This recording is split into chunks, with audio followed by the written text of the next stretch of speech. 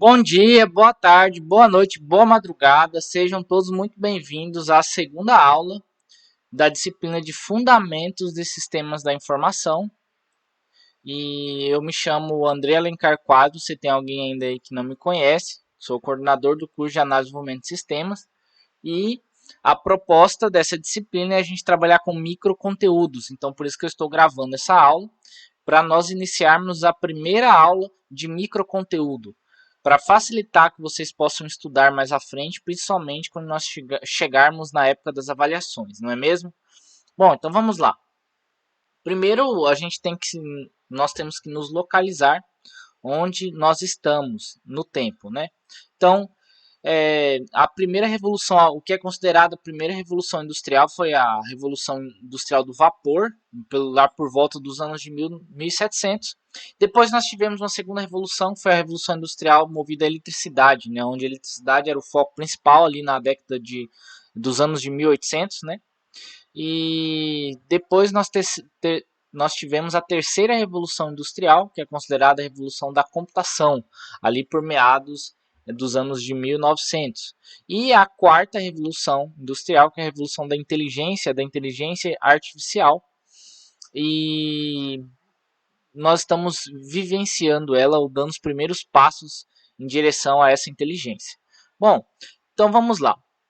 Os primeiros conceitos que nós precisamos entender da disciplina de fundamentos é os conceitos de dado, informação, conhecimento e inteligência. Lembrando que a proposta dessa aula é que nós não temos uma aula muito grande, tá? Então são sempre microconteúdos. Então, dado, informação, conhecimento e inteligência. Também não fiquem travados ao somente o que eu estou introduzindo aqui a vocês. Vocês têm toda a liberdade para pesquisar, tá? Não fiquem reféns dos professores de vocês. Bom, então, o que é um dado? Se eu perguntasse para você, o que é um dado? E você talvez me responderia, é uma informação. Mas são coisas diferentes. Dado, informação, tanto dado, informação como conhecimento, são coisas distintas, tá? Então, vamos lá. O que é um dado? Dado é um fato isolado, sem valor entre si. Vixe, André, agora complicou. Primeira coisa, lembre-se desse texto. O dado é um fato isolado, sem valor entre si. O que isso significa?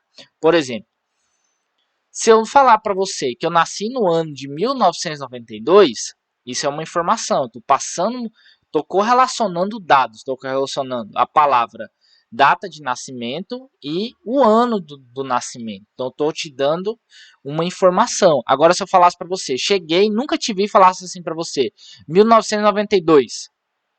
Você falava assim, esse cara é doido. Por que ele está falando isso para mim? Então, não faria sentido, entende? Você poderia deduzir que isso é a data de nascimento dessa pessoa, mas não poderia ter total certeza. Então, os dados são sempre fatos isolados, dados numéricos, que eles são soltos e que você não consegue tirar um valor absoluto deles, uma informação. Tá? Então, o que é informação? Informação é quando eu correlaciono dados e esses dados eles geram um significado. Lembra que dado é fato isolado sem relevância entre si. Então, quando eu correlaciono dados e eles têm significado, aí eu gero uma informação. Exemplo, o meu nome é Andrei e eu sou nascido no ano de 1992. Isso é uma informação. Eu correlacionei dados para gerar uma informação, tá? Então, descrevendo que é uma informação, é a ordenação e organização dos dados de forma a transmitir algum significado. Então, eu pego aquele amontoado de dados, os quais não tinham sentido, correlaciono eles e gero uma informação. Por exemplo, se eu chegasse para você e falasse assim, menos 15 mil, ficou mais difícil do que a data de nascimento. O que é menos 15 mil, não é mesmo? Se eu falasse assim, o saldo da minha conta está negativo em menos 15 mil. Aí sim, agora isso gerou uma informação para você. Gerou o quê? Que eu estou endividado. Ficou claro e nítido a diferença entre dado e informação? Dados, fatos isolados, sem significado entre si. Informação, quando eu organizo, eu ordeno os dados a fim de gerar algum significado, alguma relevância. Beleza? Vamos passando aqui. que é uma ilustração que eu fiz. O dado, imagina um trilho de um trem. Isso aqui representa um trilho de um trem, tá? Então, imagine que um dado é um filamento. Deixa eu pegar um pincel aqui. Aí.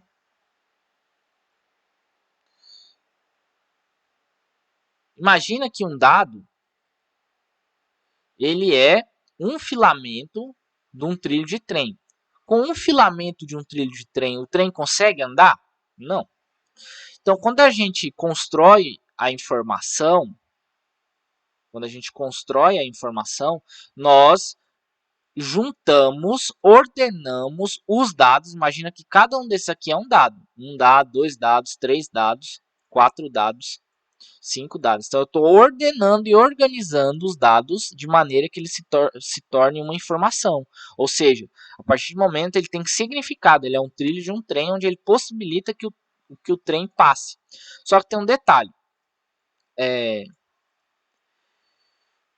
Vários autores, eles nomeiam o conhecimento de maneiras diferentes. Eles definem o conhecimento de maneiras diferentes. Então, vou explicar aqui. O Stern, que é o livro principal que nós estamos utilizando para dar embasamento a esse curso, ele diz que o conhecimento ele deve ser aplicado no conjunto de dados para poder gerar informação. Então, o que seria o conhecimento? Seriam regras.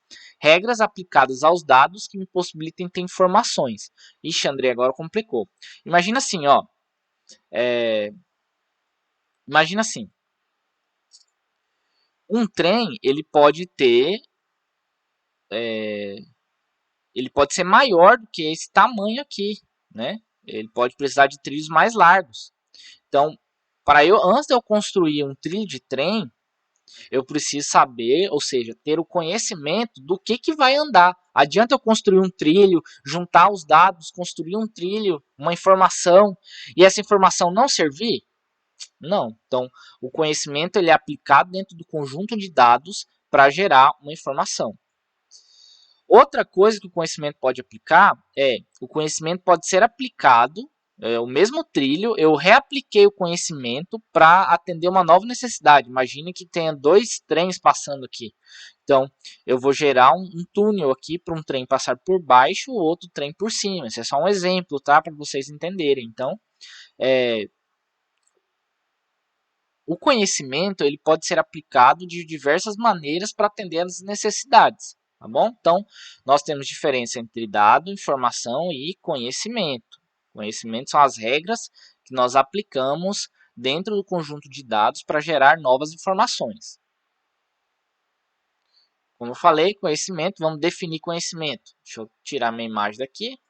Conhecimento é um sistema de informações organizado para ser aplicado a um determinado contexto. Foi o que eu falei. Se a gente precisa de 2 trens, preciso fazer um túnel para esses trens poderem passar. Tá?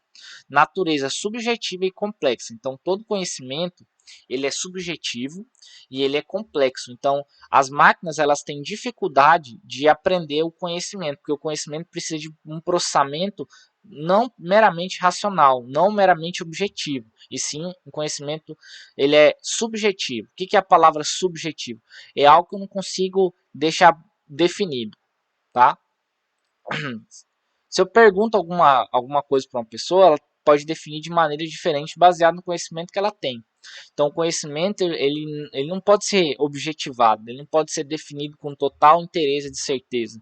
O conhecimento sempre será subjetivo e complexo. Nós vamos voltar nesses assuntos, mas é necessário que você tenha pelo menos um embasamento, que é a diferença entre dado, informação e conhecimento. Beleza? Vamos seguir aqui. E aí nós entramos na inteligência. Então, dado, informação, conhecimento e inteligência. Inteligência também é chamada de sabedoria. O que é inteligência? Compreender o conhecimento e resolver problemas de alta complexidade. Novamente, compreender o conhecimento e resolver problemas de alta complexidade. Eu não falei para vocês que o conhecimento ele é complexo? Então, a inteligência vem de uma maneira a favorecer a resolução de problemas de alta complexidade, tá? Essa imagem, a evolução do dado, vai ficar bem mais claro para vocês, tá? Então, o que é um dado? Quando eu falo que eu tenho um dado, eu tenho só um número, né?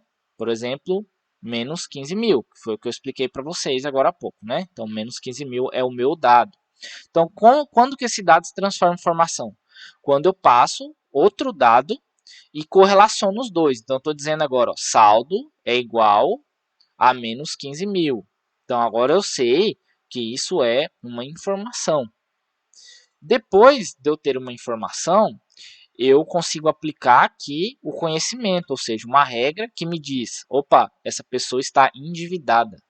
Então, essa pessoa está com saldo de menos 15 mil, você deduz o quê? Que essa pessoa está endividada. Você poderia deduzir outras coisas também, né? E por fim, o que é a sabedoria ou a inteligência? É eliminar a dívida. Como eu consigo eliminar a dívida? Entende que isso é um processo complexo?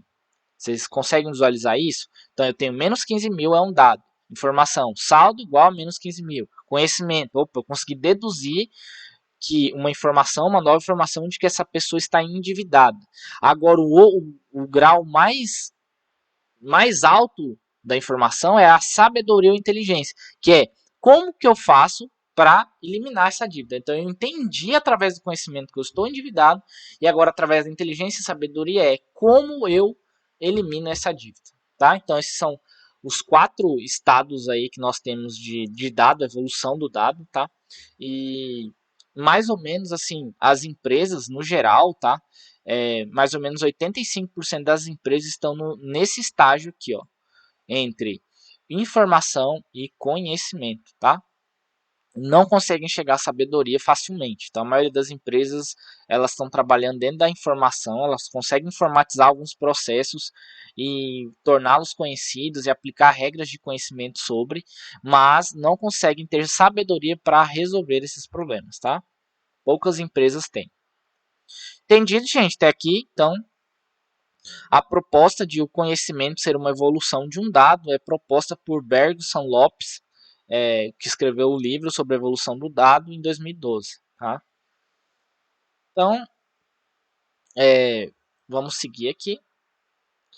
O que é um sistema? A gente fala muito sistema, né? O sistema de informação é um conjunto de componentes interrelacionados. Então, imagina assim, o que é um sistema? Tudo é informação, gente, tudo. No título do início da nossa matéria, eu coloquei um bannerzinho que está escrito assim, informação é como comida, alimenta. Então, a informação, você tem que tratar ela como alimento para o seu próprio corpo. A informação é isso para os sistemas, né?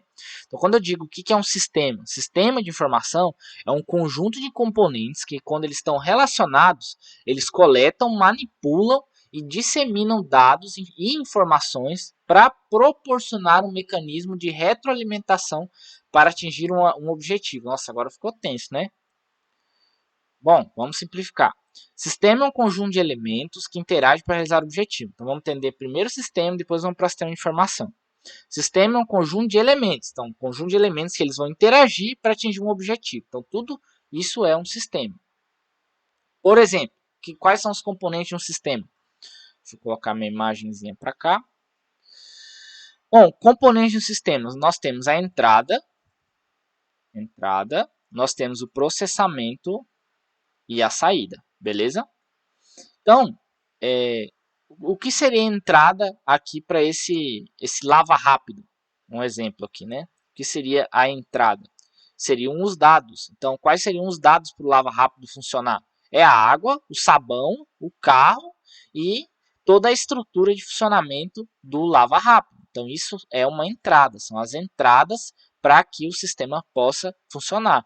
Então, o sistema ele é composto de entrada e depois que esse carro ele entrou, esse veículo entrou no lava-jato, começa a processar as informações, ou seja, ele pega os dados que foram levantados, verifica o quanto o carro está sujo, né, aplica o conhecimento e a informação é qual o nível que o carro precisa ser limpo, ou seja, normalmente nesses lava rápidos, o cliente ele escolhe qual tipo de lavagem ele vai querer. Se é uma lavagem rápida, se é uma lavagem a seco, se é uma lavagem muito pesada porque o carro foi para uma fazenda, sujou muito.